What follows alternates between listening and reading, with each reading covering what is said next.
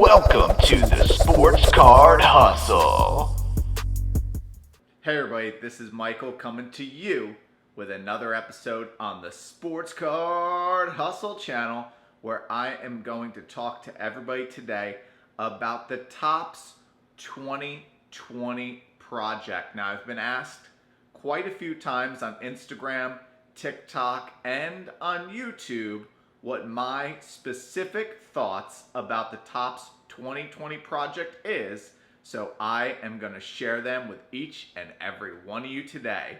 Before we get into the video, make sure you give it a big thumbs up and subscribe down below, because it really helps me out with the YouTube algorithm and lets other sports card collectors, investors, and flippers get notified that they should be watching my videos too.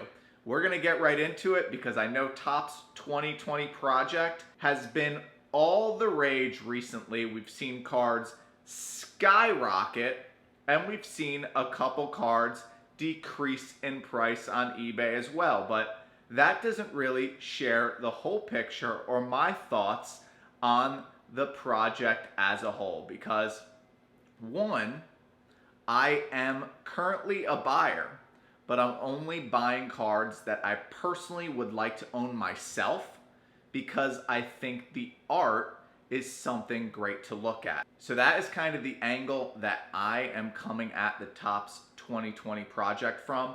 I'm really looking to buy some of the cards, absolutely, but I'm going to share my concerns in a few moments as well. Now, I am only buying cards that I enjoy for the art, the player, and the artist. So that's my three pieces of criteria: the art, the player, and the artist. Is it something that I would like to own? Because myself, I am actually a collector of art, and that is something I enjoy to collect, very much so, as long as I am not looking to make money on it. But that does not mean that I don't think Topps 2020 project could be a valuable option when it comes to an investing aspect, because a lot of the artists that are currently making cards for the Topps 2020 project, such as Blake Jameson, Mr. Cartoon, Don C, their prints sell throughout the world, and it is very difficult to get one of their prints for under $20. So can I see a slight uptick over the course of time on every one of their cards?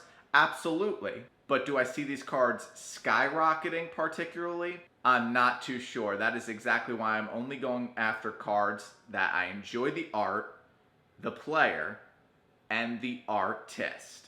Because that way, I'm okay with owning the cards regardless. But I do see some potential for them to increase over time. It's all going to depend on what Topps does. Will they make a 2021 project, a 2022 project?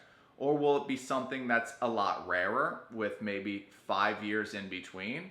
Or will it be something that never comes about again? Because if it does and the card market consistently grows, the first project might actually have the lowest print runs of all time, even though some of them have skyrocketed. I know Ken Shore's Ken Griffey had nearly 100,000 cards printed, and that was kind of the peak thus far.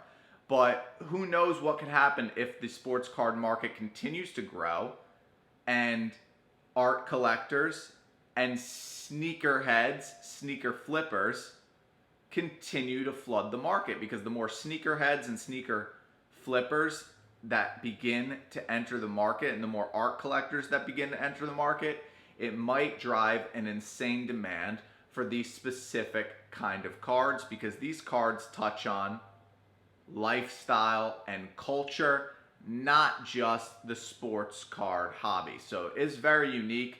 I am a buyer, but again, it is only if I like the art, the player, and the artist.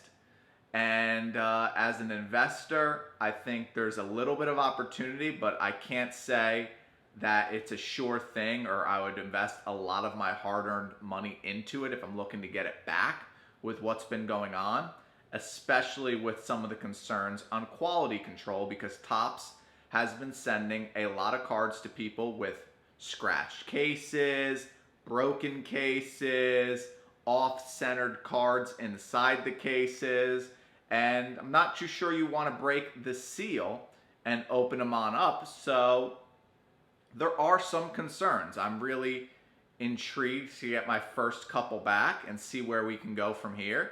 But I think Topps 2020 project is great for the hobby. I think it's great for bringing in other people from outside, such as art collectors, sneakerheads, and people that just are coming into it that have never been involved before. And I think it's a hell of a lot of fun. So that's really my thoughts on the Topps 2020 project. I think it's a hell of a lot of fun. There is some opportunity to maybe make a little bit of money. Now, I mean, if you bought the cards when they first came out with the very small print runs under 5,000, you're making a killing. But again, I think going forward, there's an opportunity to make a little bit of money. But I would look at these things more as an art piece and something that is going to be very valuable if that artist continues to rise, because a lot of these guys, you cannot get their prints for under $20. I mean, they don't exist. So have fun with it. Buy the cards that you enjoy, that you see on the website. Try not to buy them on resale. Just really try to buy them on Topps website when they release. And have a little bit of fun. I'm enjoying collecting the cards. I'm very excited to get them in my possession and share them with each and every one of you. So I hope you guys can enjoy the Topps 2020 project as well.